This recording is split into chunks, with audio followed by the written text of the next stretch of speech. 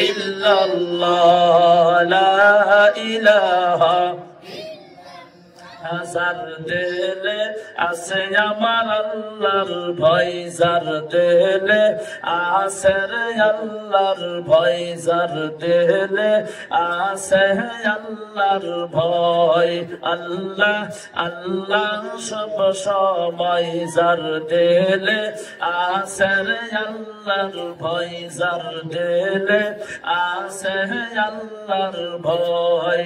আল্লাহ আল্লাহ সব সময়, তাহার নিদ্রা ভালো লাগে না, এই দুনিয়া ভালো লাগে না, ভালো লাগে শুধু আল্লাহ। বলো লা ইলাহা লা ইলাহা, বলো লা ইলাহা ইল্লাল্লাহ লা ইলাহা লা ইলাহা ইল্লাল্লাহ মুহাম্মাদুর রাসূলুল্লাহ।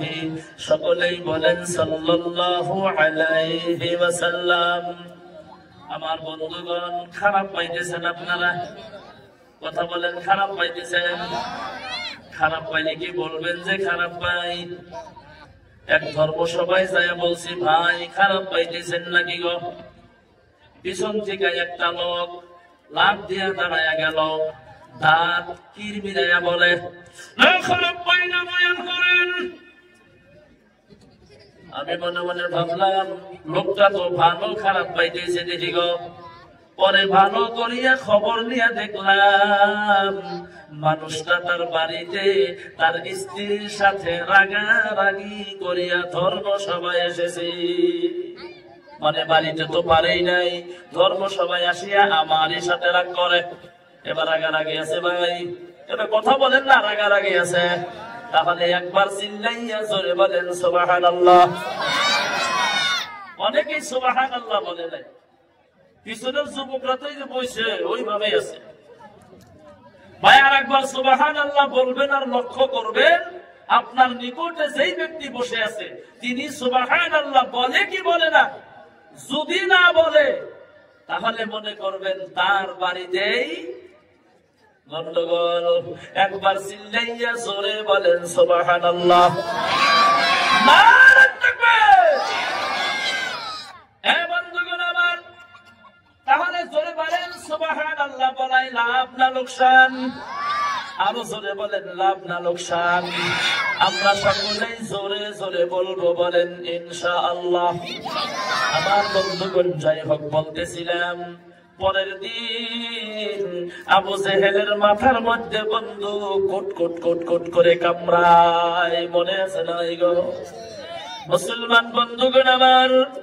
গভীর রাত হয়ে গেল, আবু জেহেল মনে মনে কয়, যারা কালকে আমার হাতের মধ্যে হাত লাগাইয়া ওয়াদা করেছে আজকে তো কেউ আসবে না, আমি একা একা মজা করিয়া কোরআন শুনবো। জোরে বলেন সুবহানাল্লাহ। আমার বন্ধুগণ, আবু জেহেল চলে গেল, আবু লাহাবেরও ভালো লাগে না। কি করি, রাত হইয়া গেল, মুহাম্মদ যেই কোরআন পড়ে গো, না শুনলে তো ভালো লাগে না, একটা দিন শুনলেও তো অন্তরটা ভালো লাগবো।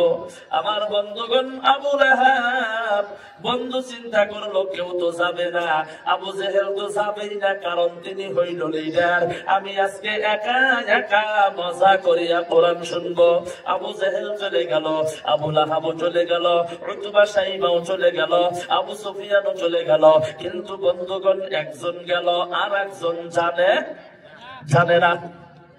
সারা রাত বন্ধুগণ দাঁড়াইয়া দাঁড়াইয়া কোরআন শুনলো। গভীর রাত হইয়া গেল, সুবে সাদিক যখন হয়ে গেল, আবু জেহেল মনে মনে চিন্তা করে আর দেরি করা যাবে না, কালকে দেরি করার জন্য ধরা পইরা গেছি গো, আজকে যদি দেরি করি ধরা পইরা গেলে মুশকিল আছে। আবু জেহেল এই কথা ভাবিয়া বাড়ির দিকে বন্ধুগণ রওনা হয়ে গেল। আবু লাহাব বন্ধু একই কথা মনে মনে ভাবিয়া রওনা হয়ে গেল। উতবা সাইবা আমার বন্ধুগণ আবু সুফিয়ান তারাও রওনা হয়ে গেল। আমার বন্ধুগণ যারা কালকের মতো আজকেও আবু জেহেল আর আবু লাহাবের সাথে বন্ধু সামনাসামনি বন্ধুগণ ধাক্কা লাইগা গেল। আবু জেহেল চিন্তা উঠছে, সর্বনাশ, কেনারে ধরাই পড়লাম নাকি? আবু জেহেল কয়, তুমি কেডা? আবু লাহাব গলার আওয়াজ চিনে ফেলাইছে। আবু লাহাব ফট করে কয়, তুমি কেডা? আবু জেহেল বলেন, আমি আবু জেহেল। তুমি কে? বলে, আমি আবু লাহাব। আবু জেহেলের মেজাজ গরম। এই আবু লাহাব, যাওয়া কালকে হাতের মধ্যে হাত লাগাইয়া বয়াত করলা, আজকেই তুমি বয়াত ভঙ্গ করলা, আবার কেন কোরআন শোনার জন্য আসলা? আবু লাহাব ডাক দিয়া বলে, আবু জেহেল, সব জায়গার মধ্যে কিন্তু দেওয়ানগিরি চলে না। জোরে কল্লা সুবহানাল্লাহ। সব জায়গার মধ্যে দেওয়ানগিরি, লিডারগিরি চলে না। আবু জেহেল মনে মনে কয়, কথা তো ঠিকই কইছে, বাড়াবাড়ি তো করা হারি না, যদি বেশি বাড়াবাড়ি করি তাহলে তো আমাকে মানবে না। বন্ধুগণ আমার, দুইজনে বন্ধু তর্কাতর্কি করার সময় হঠাৎ করে আবু সুফিয়ান, উতবা সাইবা তারাও উপস্থিত হয়ে গেল। আবু সুফিয়ান ডাক দিয়া বলে, আবু জেহেল, একটা কথা তুমি ভালো করিয়া শোনো, আমরা মুহাম্মদকে কবি বলি গো, আমরা মুহাম্মদকে জাদুঘর বলি না। না না না, এই যে সারা রাত দাঁড়াইয়া শুনলাম, এইটা তো মুহাম্মদের বানানো কালাম না, এইটা আমার বিশ্বাস হইয়া গেল, এইটা হলো ঐশ্বরিক একটা বাণী। চিল্লাইয়া বলেন সুবহানাল্লাহ। আবু জেহেল ডাক দিয়ে বলেন, আমিও তো জানি, কিন্তু মানা তো পারি না। যদি মানি, মনে মনে কয়, যদি মানি তাহলে তো আমার পাওয়ার থাকবে না, আমাকে তো কেউ মানবে না, আমি মুহাম্মদকে মানতে হবে, এইটা তো মানতে পারি না। আমার বন্ধুগণ আবু জেহেল ডাক দিয়া বলেন, আমিও তো জানি, কিন্তু মানলে তো আমাদের পাওয়ার থাকবে না। আমার বন্ধুগণ, যাই হোক, লম্বা আলোচনা। ওই দিন বন্ধুগণ আবু জেহেল হাতের মধ্যে হাত লাগাই নাই।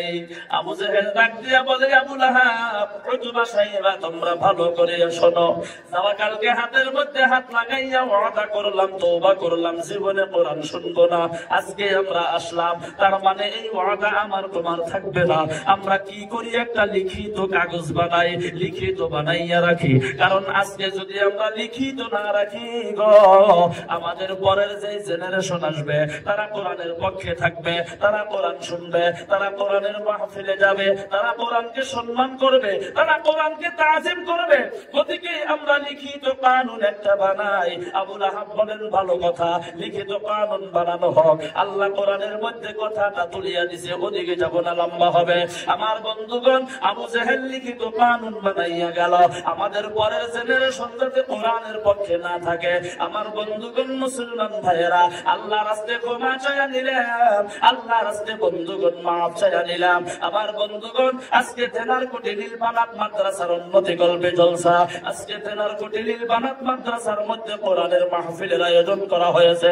বন্ধুগণ আমার, প্যান্ডেলের ভিতরে যত মানুষ আমরা আছি, এর চাইতে 5 গুণ বেশি বাস রাস্তায় আছে, দোকানের মধ্যে আছে, রাস্তাঘাটের মধ্যে করে, তারা মোবাইলের মধ্যে ব্যস্ত আছে, ইউটিউবের মধ্যে ব্যস্ত আছে, ফেসবুকের মধ্যে ব্যস্ত আছে।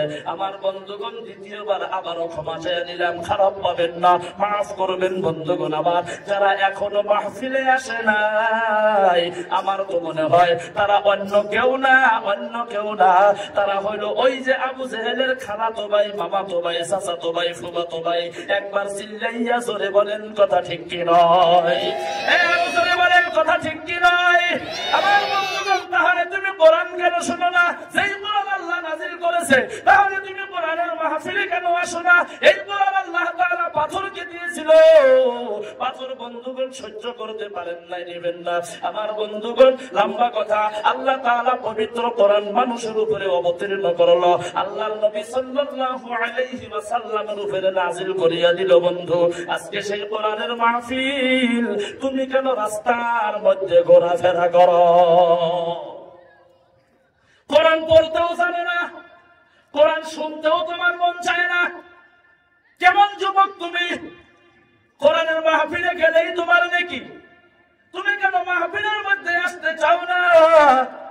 আমার বন্ধুগণ, মুসলমান ভাইয়েরা, আল্লাহর বান্দা নবীর উম্মতেরা গো, আজকে যারা আমরা মাহফিলের মধ্যে বসেছি, এর মধ্যে বন্ধু অনেক যুবক আছে গো, যারা বর্তমান কোরআন শরীফ পড়া জানে না। কথা বলেন, আছে না নাই? আরো জোরে বলেন, আছে না নাই? কোরআন শরীফ পড়া জানে না।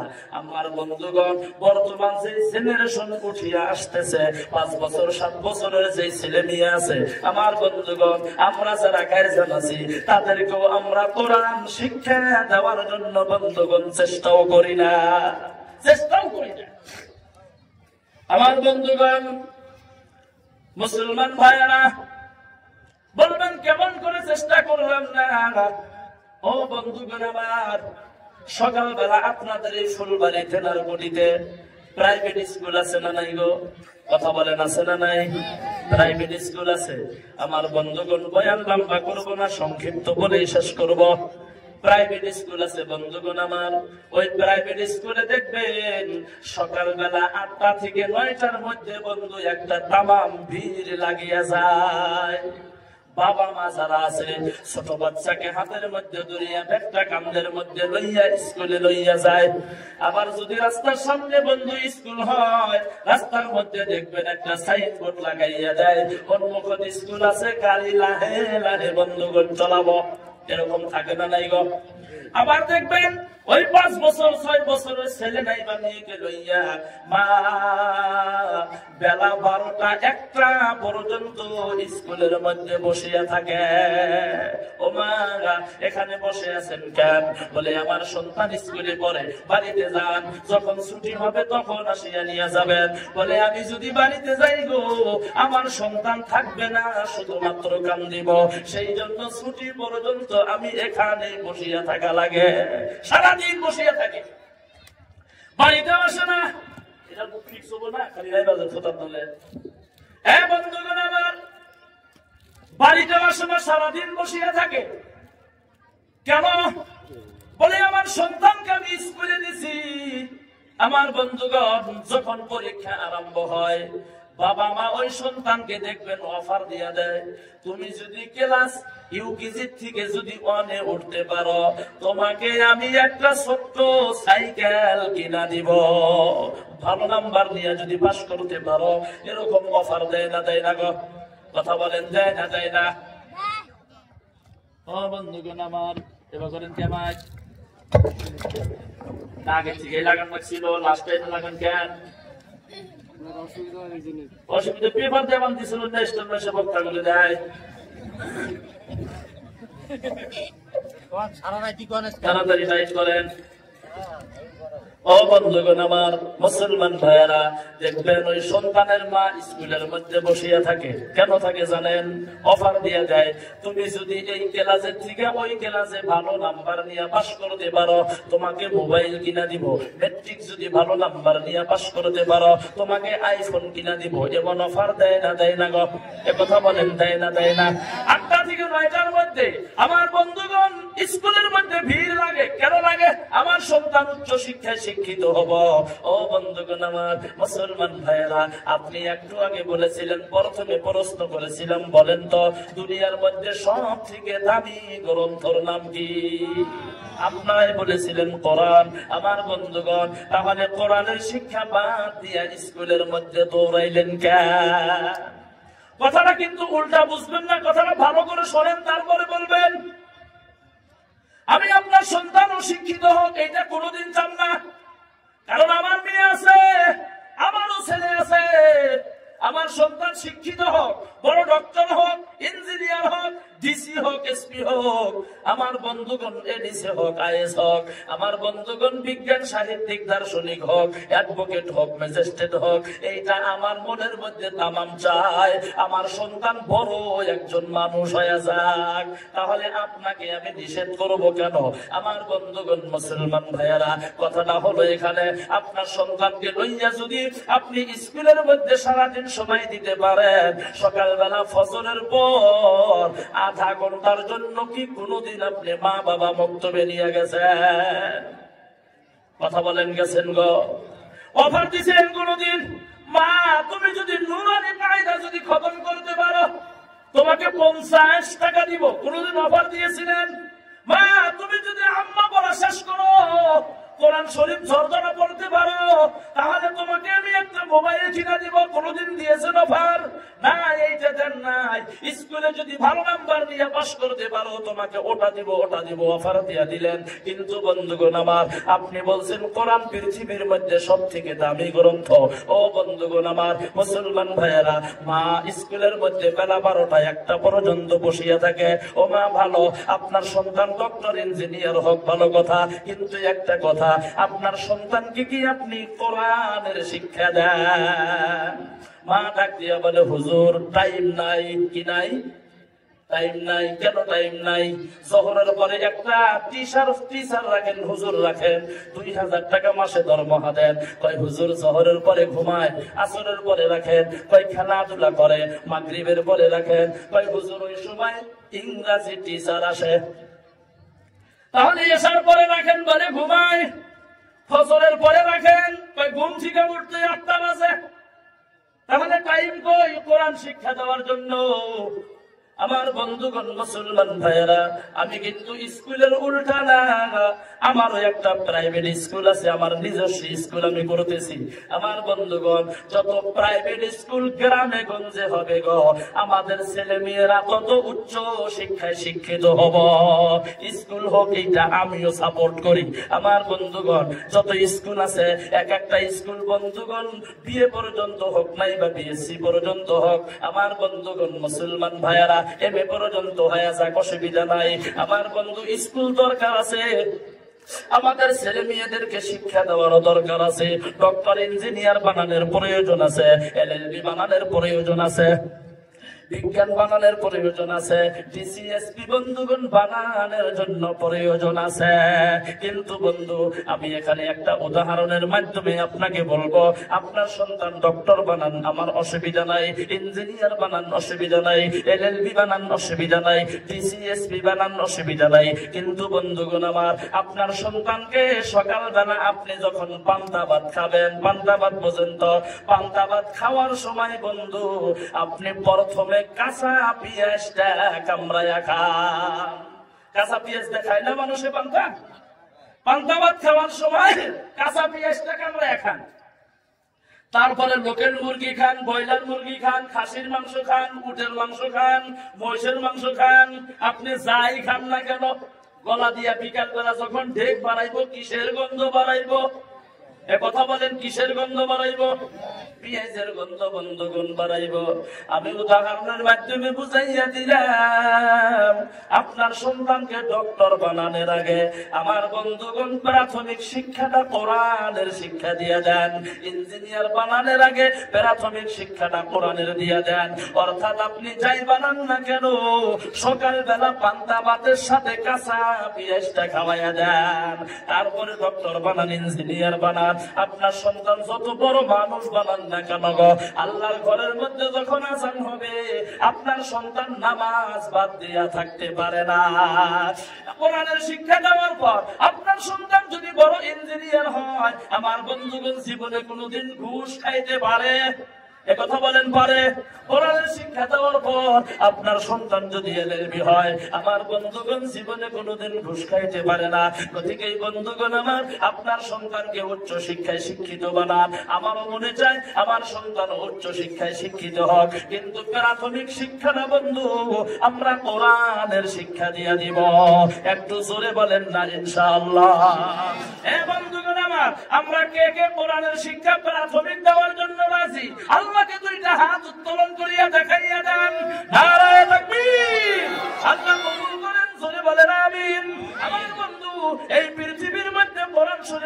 দামি কিতাব, দামি গ্রন্থ।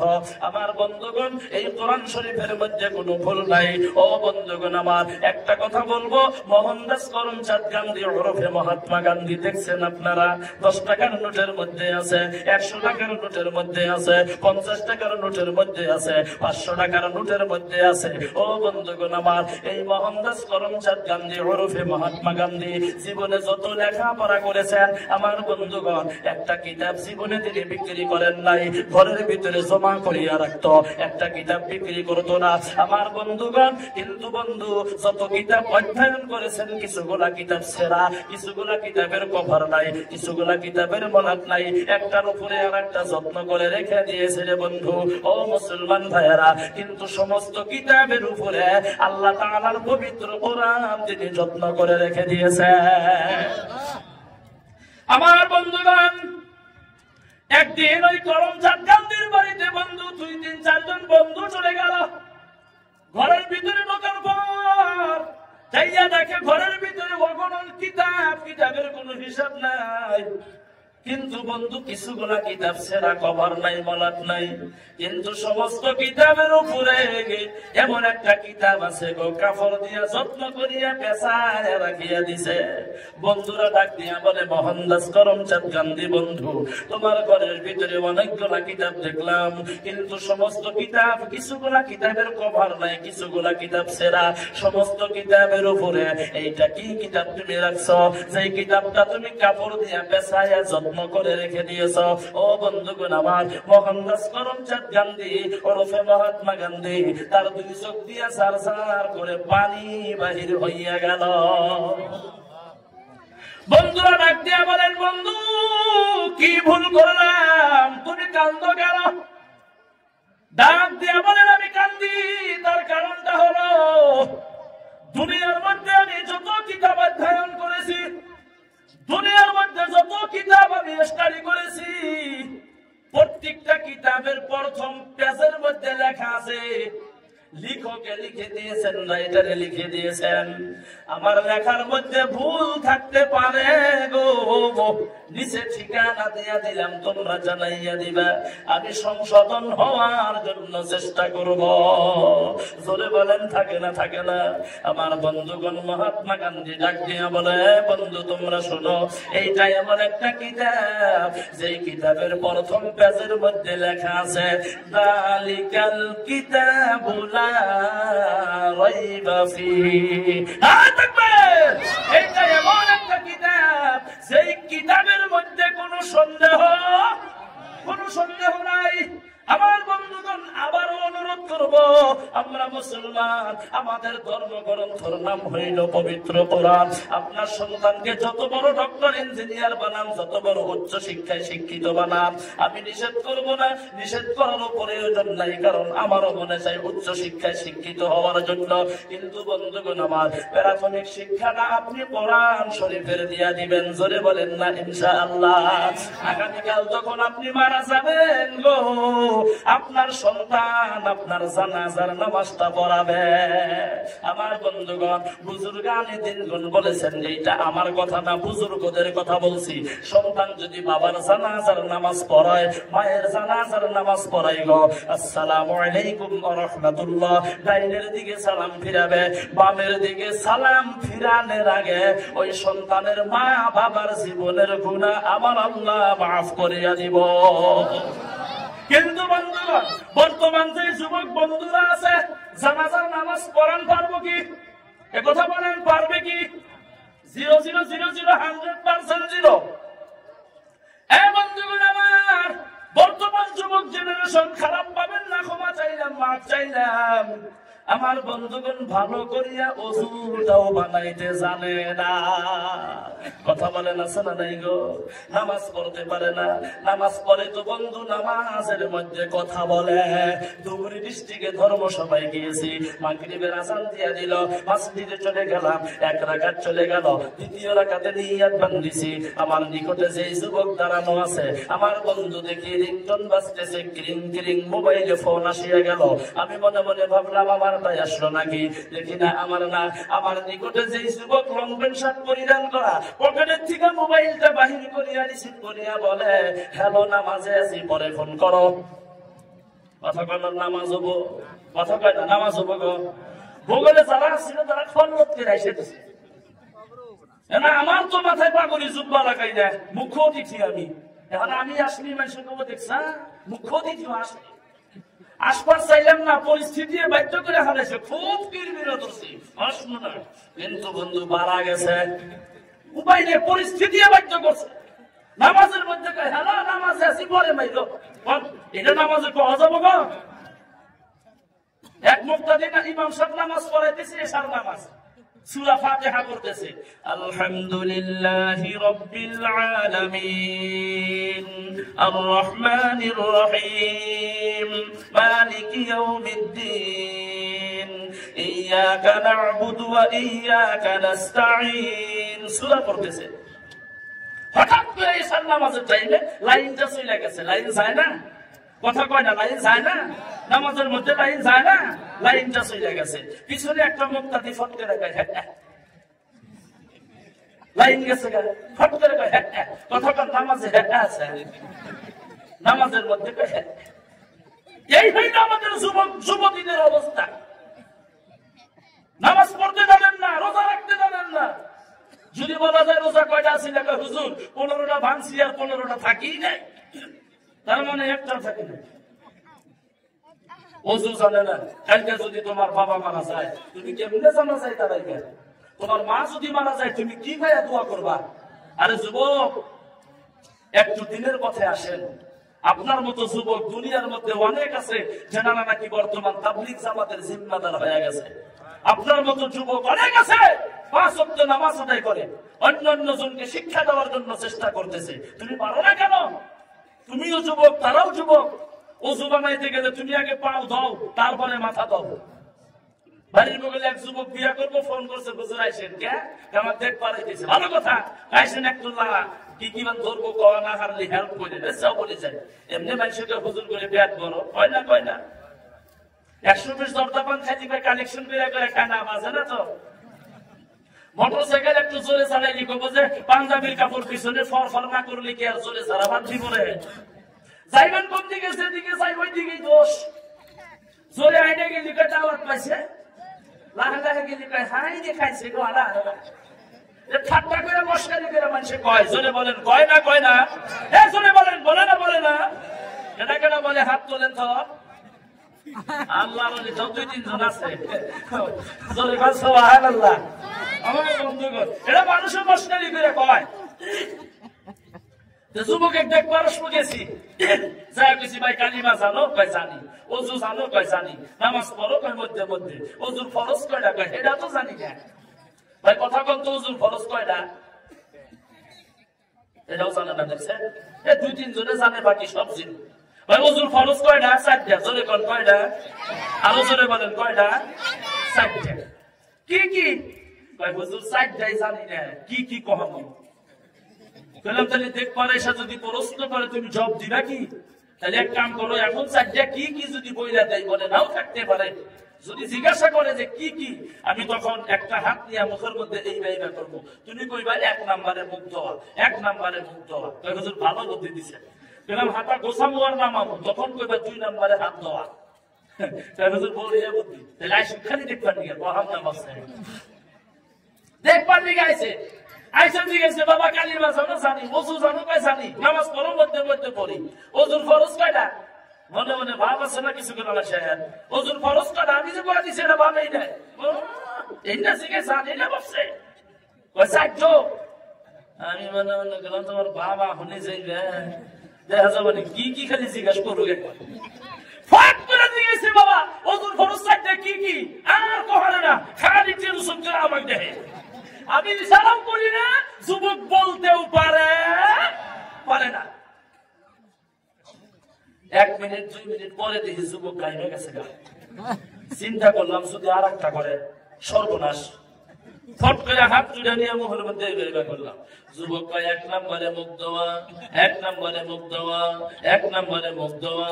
যারা দেখার জন্য আসলো তারা ডাকতে বলে বাবা যুবক বুঝলাম গো, 1 নম্বরে মুখ দেওয়া, দুই নাম্বারে কি? আমি হাতা গোসাই আর নামাই, হাতা গোসাই আর নামাই। ওই 2 নম্বরে হাত দেওয়া, 2 নম্বরে হাত দেওয়া, 2 নম্বরে হাত দেওয়া। 3 নম্বরে কি? আমার বন্ধুগণ আর বলতে পারে না। আমি মাথার টুপি একবার খুলি আর একবার বন্ধুগণ লাগাই, একবার খুলি আর একবার লাগাই। যুবক বলতে পারেন না। যারা দেখার জন্য আসলো তারা ডাক দিয়া বলে, হুজুর গো বারবার টুপি খোলেন আর লাগান কেন? আমি বললাম মাথা গরম। যুবক বলতে পারেন না 3 নম্বরে সর মুছে করা বা মাথা মুছে করা। এখন যদি যুবক বলে 3 নম্বরে মাথা দেওয়া, তাহলে তো সারা শরীর ভিজা যাইব। মাথা মুছে করা নাই বা সর মুছে করা, এই ভাষা তো বন্ধুগণ যুবকের জানা নাই। আমি টুপি খুলি আর লাগাই গো। তারা ডাক দিয়া বলে, হুজুর খোলেন আর লাগান কেন? বললাম মাথা গরম। ও বন্ধুগণ আমার, একটু জোরে বলেন, আমাদের সমাজের মধ্যে বর্তমান এমন যুবক আছে কি নাই? আরো জোরে বলেন, আছে না নাই? ও যুবক বন্ধুগণ আমার, তোমাদেরকে পায়ের মধ্যে হাতটা লাগাইয়া অনুরোধ করব, এই যে ওলামায়ে কেরাম তুমি দেখতেছো, এখানে যারা হুজুররা আছে মুরব্বীদেরকে বাদ দিয়া আমি সহ বলছি, আমরাও কিন্তু যুবক, খালি দাড়ি কয়টা বাঁচছে রে বন্ধু। আমার বর্তমান বয়স মাত্র 36 বছর, হুজুরের বয়স খুব বেশি থেকে বেশি 40 বছর। আর একজন যুবক দেখো তুমি 30-32 বছর হবো। ও বন্ধুগণ আমার, তুমি যুবক, তুমি ভাবতাইছো হুজুররা কিছু বোঝে না। না না, 20 লক্ষ টাকার গাড়ি নিয়ে কিন্তু আমি ঘুরি। আমারও কিন্তু আবুস আছে, আমারও মন আছে, আমারও মন চাই ওখানে যাই, আমারও মন চাই ওইখানে যাই। খালি তোমার মন কিন্তু চাই না। কিন্তু আমরা মনটা কন্ট্রোল করি, কারণ জাহান্নামের আগুন সম্মুখে ভয়ানক আগুন, সহ্য করতে পারবো না। মাথায় টুপি লাগাইলাম, তুমি ভাবতাইছো মাথা গরম হবো। না না, মাথায় টুপি লাগাইলে মানুষ সম্মান করে। 5 ওয়াক্ত নামাজ পড়ো, তুমি ওযু ঠিক মতো করতে পারো না, না পাক হালতে থাকো, তুমি পবিত্রতা থাকো আর তুমি নামাজটা আদায় করো, মানুষে তোমাকে বলবে যুবকটা ভালো মানুষ। আগামীকাল যদি তোমার মা বাবা মারা যায়, তুমি নিজে গিয়ে জানাজা পড়াও, কি জানি তোমার উসিলায় আল্লাহ তোমার মা বাবাকে জান্নাতে দিয়ে দিতে পারে। এ বন্ধুগণ আমার, দুনিয়ার মধ্যে মা আর বাবা সন্তানের জন্য যত কষ্ট করে, সন্তানের জন্য যত মেহনত করে গো, এত কষ্ট এত মেহনত দুনিয়ার বন্ধুগণ কোন মানুষে করে না। জোরে বলেন কথা ঠিক কি নয়? কেউ করে না। কিন্তু বন্ধুগণ আমার কথা আমি বলছি, 1 মিনিটে মনোযোগ দেন। মোবাইলে ভিডিও হচ্ছে, রেকর্ড হচ্ছে। আমার বাড়ি গোলপাড়া, গোলপাড়া থেকে প্রায় 35-40 কিলোমিটার রাস্তা দূরত্ব আমার বাড়ি। আমি যখন গোলপাড়া টাউনে মাদ্রাসার মধ্যে পড়ি গো, আমার বাবা ছিল বন্ধু, হাজিরা করতো। একটা দিন যদি হাজিরা না করতো গো, বাড়িতে না খাইয়া থাকা লাগতো। আমি গোলপাড়ায় পড়ি, বাবা গাড়ি দিয়া যাইতে পারেন নাই। হাইটা হাইটা বন্ধুগণ ফজরের আগে রওনা হয়েছে, ওইখানে গিয়া ফজর পড়ছে।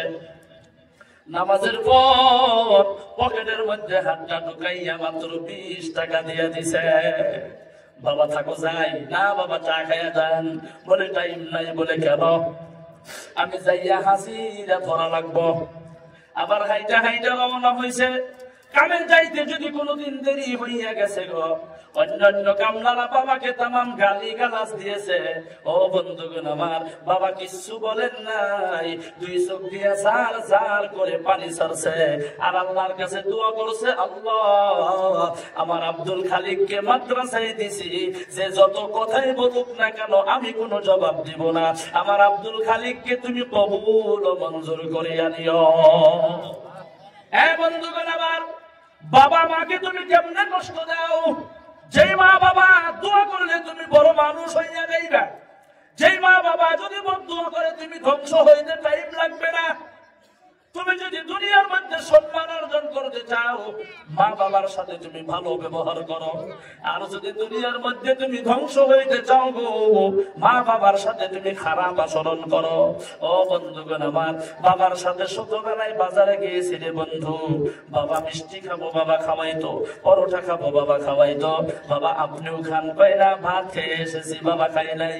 কিন্তু যখন 2 কেজি চাউল কিনছে গো, ও বন্ধুগণ আমার, 1 কেজি নগদ আর 1 কেজি বাকি কিনছে। তখন তো বুঝি নাই বাবা নগদ বাকি কেন করে। এখন বড় হয়েছি, সংসারের দায়িত্ব আসিয়া গেল, এখন বন্ধুগণ ভালো করিয়া বুঝি। ও বন্ধুগণ আমার, তার মানে ওই সময় বাবার কাছে পয়সা ছিল না। এইটা খালি আমার না, কি জানি আপনাদেরও আছিল এরকম। আগের মানুষ তো অত ধনী ছিল না, অধিকাংশ গরিব। বাবা অত্যন্ত বেমার, ধর্মসভা করিয়া মোটর সাইকেল নিয়ে বাড়িতে যায়। বিছানার থেকে বাবা উঠতে পারেন না, মোটর সাইকেলের শব্দ পাইয়া বাবা ডাক দিয়া বলছে, আব্দুল খালিক তুমি বাড়িতে এসেছ? হ বাবা এসেছি। আপনি ঘুমান নাই কেন? আব্দুল খালিক তুমি ধর্মসভা করো, রাত্রি জাগরণ করো, আমার ভয় হয় ঘুমের মধ্যে যদি তুমি গাড়িটা অ্যাক্সিডেন্ট করিয়া দুঃখ পাও। কিন্তু অত্যন্ত বেমার, বিছনা বাবা। বাড়িতে যাওয়ার সময় কিছু আপেল আঙ্গুর কাজু বাদাম নিয়ে গেছি। রাত্রে 12টা 1টা 2টার সময় বাবার মাথার নিকটে বসিয়া বন্ধু আপেল আঙ্গুর গোলা কাজু বাদাম গোলা টপ টপ টপ টপ করিয়া বন্ধুগণ খাওয়াইয়া দিছি। একদিন বৃহস্পতিবার দিন, গত রাত্রে শুক্রবার, ফজরের নামাজ আদায় করার পর বাবা কালিমা লা ইলাহা ইল্লাল্লাহু মুহাম্মাদুর রাসূলুল্লাহ সাল্লাল্লাহু আলাইহি ওয়াসাল্লাম পড়তে পড়তে বন্ধুগণ দুনিয়া থেকে বিদায় হয়ে গেল। এখন বাড়িতে যাই, গভীর রাত, বাবা যেমনে ডাক দিয়া বলছে, আব্দুল খালিক তুমি এসেছো? আমার বন্ধুগণ ওই ডাকটা আর কোনোদিন শুনি না। বাড়িতে যাইয়া দেখি গো, বাড়িটা কেমন জানি অন্ধকার হইয়া গেছে। ও বন্ধুগণ আমার, ওই বাবা তোমার জন্য এত কষ্ট করার পরে বাবাকে তোমরা কেমন করিয়া গালি দাও, বাবা ক্রিয়া আলাদা খাও, কেমনে খাও বন্ধুগণ? এই কথাটা আমার ব্রেনের মধ্যে বন্ধুগণ বুঝে আসে না। আমার বন্ধুগণ, মুসলমান ভাইয়েরা, আল্লাহর বান্দা, নবীর উম্মতেরা গো, আমার মা দুনিয়ার মধ্যে আছে। আমি খুব বড় বেমারি ছিলাম। এই 6 মাস আগেও বন্ধু একটা করে ইনজেকশন নিয়েছি। এক একটা ইনজেকশনের দাম আমার বন্ধুগণ মাত্র 52,000 টাকা। 6 মাস আগেও নিয়েছি, বর্তমান নেই না। আল্লাহ আরাম করেছেন, আল্লাহ ভালো করুক, জোরে বলেন আমিন। আজকেও যখন ধর্মসভার জন্য রওনা হয়ে যায়, আমার মা ঘরের মধ্যে সহির মধ্যে শুয়ে আছে, মাথার নিকটে বসিয়া মাথার মধ্যে হাতটা বুলাইয়া বুলাইয়া বলে, বাবা ধর্মসভায় যাইতেছো যাও, অনেকদিন ধরে তোমার বেমার ছিল, আল্লাহ ভালো করেছে। মাইক দিয়া যখন কথা বলো গো, একটু লাহে লাহে কথা বলিও। বলছি মা তুমি দোয়া করিও, আল্লাহ তাআলা যাতে ভালো করে কথা বলার জন্য তৌফিক দেয়। মা ডাক দিয়া বলে, বাবা আমার অন্তরের মধ্যে ভয় হয়। বলে কেন? আমার ভয় হয় আমার আগে বুঝিল তুমি দুনিয়া থেকে বিদায় হইয়া যাইবা। আমি বলছি মা তুমি দোয়া করো গো, তোমার আগে যাতে আমি দুনিয়া থেকে বিদায় হইয়া যাই। মা লগে লগে কাপড় রাসূল উঠাইয়া দোয়া করে, আল্লাহ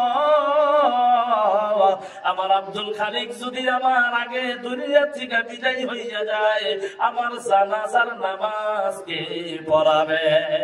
মা 70-72 বছর বয়স, আল্লাহর কাছে দোয়া করে, আল্লাহ আমার যতদিন হায়াত আছে গো, আমার আব্দুল খালিককে আমি দিয়ে দিলাম, আব্দুল খালিকের হায়াত তুমি লম্বা করো, আমাকে তুমি দুনিয়া থেকে উঠাইয়া দাও। আমার বন্ধুগণ, আমি মাকে ডাক দিয়ে বললাম, মা তুমি কি বললা? তুমি যদি দুনিয়া থেকে বিদায় হইয়া যাও, আমি কারে মা মা বলিয়া ডাকবো? ও মা এই কথা তুমি আর কোনোদিন বলিও না। আমার বন্ধুগণ, মাও কান্দে, আমিও কান্দি, দুইজনই বন্ধুগণ কান্দে গো। মাকে বলছি, মা থাকো যাই, তুমি দোয়া কইরো। মা মাথার মধ্যে হাতটা লাগাইয়া বলে, বাবা যাও দোয়া করি।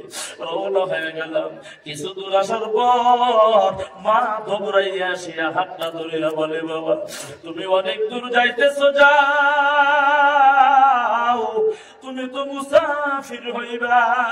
আমি শুনছি 3 ব্যক্তির দোয়া আমার আল্লাহ কবুল করিয়া দেয়, তার মধ্যে একজন হলো মুসাফির। গভীর রাত্রে যখন তুমি 2টা হাত উত্তোলন করে দোয়া করো, আমি মায়ের কথাটাও তুমি অল্প স্মরণ কইর। লগে লগে আল্লাহর কাছে হাত তুলিয়া দোয়া করেছি, আল্লাহ আমি মায়ের জন্য প্রত্যেকদিন দোয়া করি, তারপরেও আমার মা আমার কাছে দোয়া চায়। আল্লাহ গো তুমি আমার মার হায়াত দারাজ করিয়া দাও।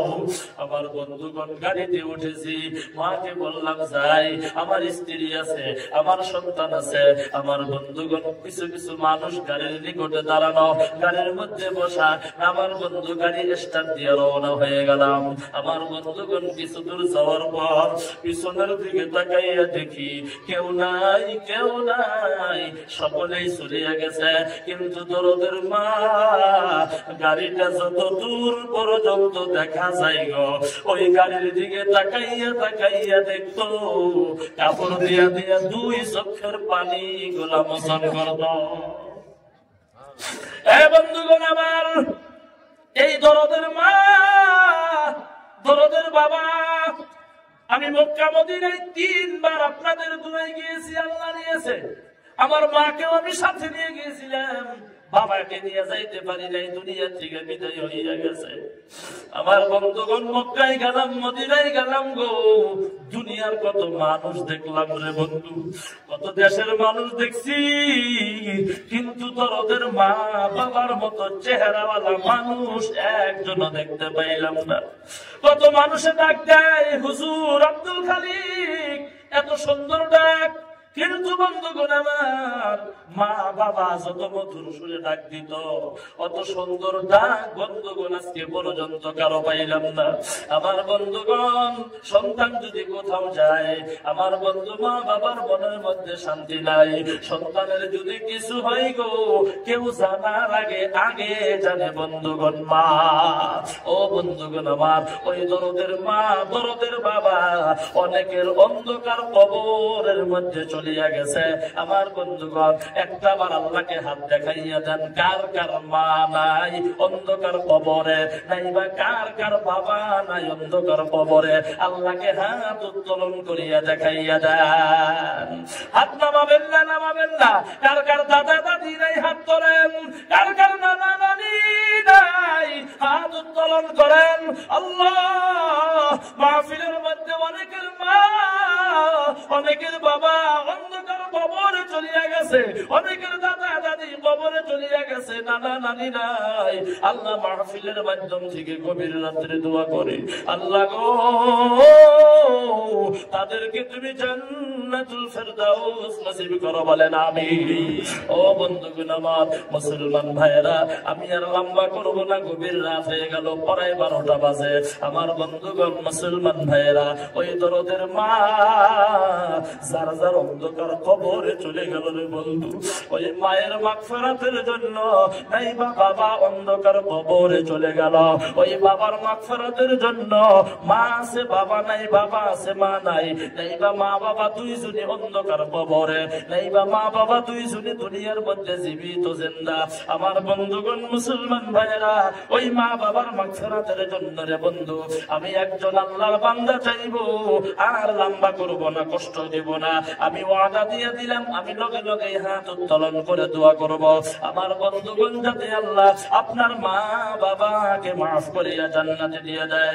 আমার বন্ধুগণ মুসলমান ভাইয়েরা, আল্লাহর বান্দা, ও বন্ধুগণ আমার মুসলমান ভাইয়েরা, আল্লাহর একজন বান্দা মা হারা সন্তান, বাবা হারা সন্তান, যার অন্তরের মধ্যে মা মা বলিয়া ধাক্কা দিতেছে, বাবা বাবা বলিয়া ধাক্কাই গো, এমন একজন সন্তান যদি আছেন গো, এই মাদ্রাসার জন্য আল্লাহ রাস্তে বন্ধুগণ হুজুরের কাছে অনেক টাকা দিয়েছেন আমি জানি, কালেকশন করাটা এখন ঠিক না, নামিয়া যাইব, দোয়া করিয়া বিদায় নিয়ে যাব। দোয়ার আগে বন্ধুগণ মা বাবার মাগফিরাতের জন্য একজন আল্লাহর বান্দা বন্ধু মাত্র 5,000 টাকা দান করিয়া দেন। একজন আল্লাহর বান্দা, আমি 2 জন 3 জন বলবো না, 5 জন বলবো না, ভাই যুবক বন্ধুগণ আমার, আল্লাহ রাস্তায় আপনার পাটা আগায়া দেন, পায়ের মধ্যে হাত দিয়া বলবো আল্লাহ রাস্তায় ওঠাউঠি করবেন না। আমি মাত্র 10টা মিনিটের মধ্যে বন্ধুগণ বিদায় নিয়ে নিব।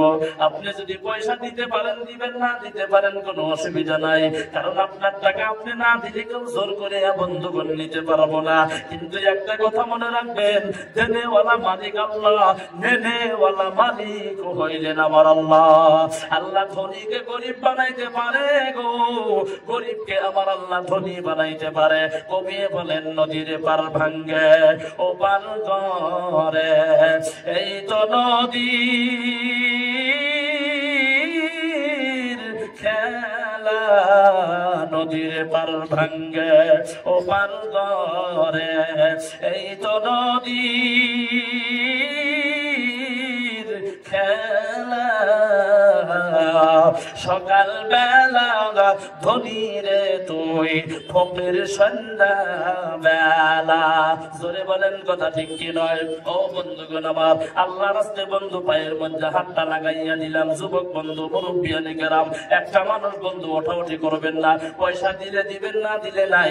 আপনি বসিয়া থাকেন, একজন আল্লাহর বান্দা দান করিয়া দিল, আপনার সহযোগিতা যদি হয় আমার বন্ধু, আপনি ওখান থেকে আল্লাহ তাআলা আপনাকে দেখিয়ে দিয়া দিবে। এ বন্ধুগণ আমার, আল্লাহ রাস্তায় একজন আল্লাহর বান্দা, মা হারা সন্তান, বাবা হারা সন্তান, মা আছে বাবা নাই, বাবা আছে মা নাই, নাই বা মা বাবা দুইজনে অন্ধকার কবরে চলিয়া গেল।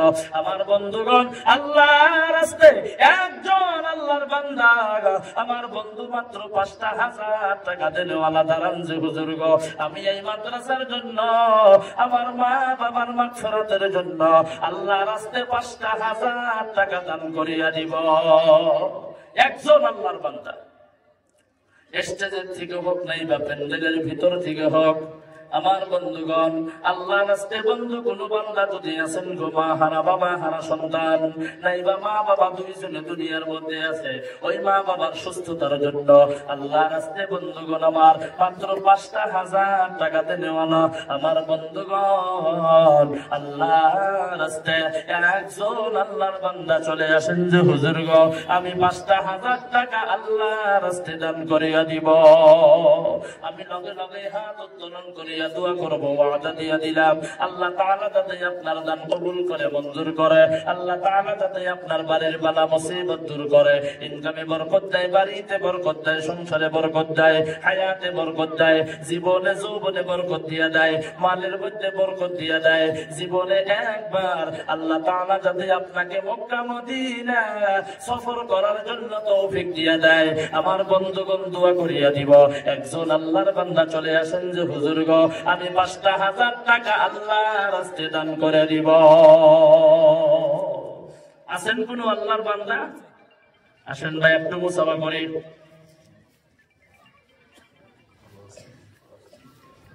ভালো আছেন? কি নাম ভাই? আইনুদ্দিন আলী। বাবা মা আছে আপনার? বাবা নাই, মা আছে। বিয়ে ভালো করছেন? ছেলে সন্তান কতজন? ছেলে না মেয়ে? একজন ছেলে। আল্লাহ তুমি একজন মেয়ে দান করো, জোরে বলেন আমিন। একটু আবার মুসাফা করেন। কি নাম বললেন আপনার? আইনুদ্দিন আলী। 5,000 দিবেন? জি জি জি। আর আমার বাড়ি হলো নলবাড়ি ডিস্ট্রিক্ট, রঙিয়া নলবাড়ি। আলহামদুলিল্লাহ। একটু মুসাফা আবার করেন। হারে গো আইনুদ্দিন ভাই দেনারকুটি এলপি স্কুলে তিনি চাকরি করেন। বাড়ি হইল তার সেই কত দূর, নলবাড়ি। অত দূর থেকে বন্ধু এই জায়গার মধ্যে মাদ্রাসার জন্য 5,000 টাকা দান করে দিল। প্রত্যেক মাসে মাসে তিনি 1,000 করিয়া দিয়া দিবে রে বন্ধু। স্যার 2 চোখ দিয়া পানি ছাড়তেছে, হাত দিয়া দিয়া পানি মোচন করতেছে। আর কথাটা তিনি বলছেন যে হুজুর গো, আজকে যদি আমার বাবা থাকতো গো, আমার বাবা তামাম খুশি হইয়া যাইত। আহারে গো আইনুদ্দিন স্যার বাবার মাগফিরাতের জন্য 5,000 দিল, কিছু নগদ দিবেন না? কিছু নগদ আছে কি? আল্লাহ 500 টাকা নগদ দিয়া দিল। আল্লাহ গো তুমি তার দান কবুল করো, মঞ্জুর করো। আল্লাহ গো তুমি নৈরাশ করিও না।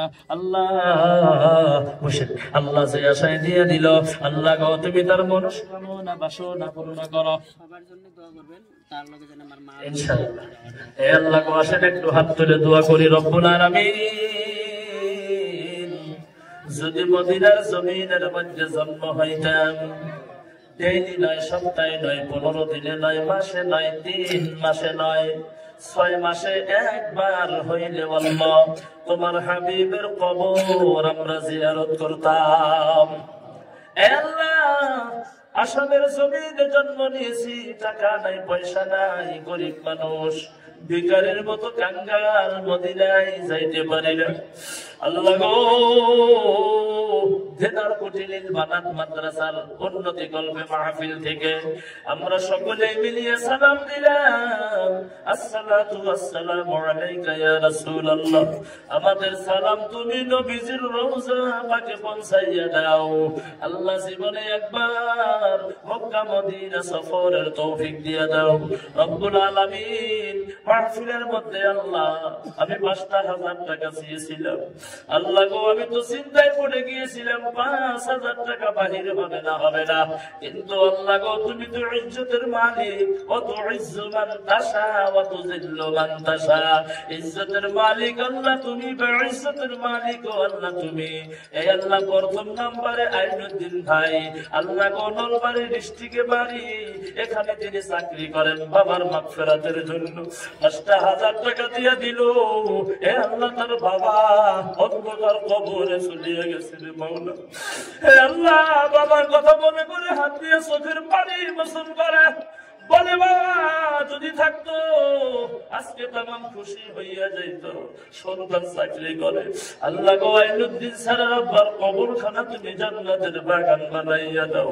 হে আল্লাহ গো তার হায়াত দারাজ করো, স্বামী স্ত্রীর মধ্যে মিল ও মুহাব্বত পয়দা করো, সন্তানের ব্রেন সুস্থ ঠান্ডা বানাইয়া দাও, উচ্চ শিক্ষায় শিক্ষিত বানাও, কোরআনের শিক্ষায় শিক্ষিত বানাও, তারপর ডক্টর, ইঞ্জিনিয়ার, এলএলবি ম্যাজিস্ট্রেট বানাইয়া দাও।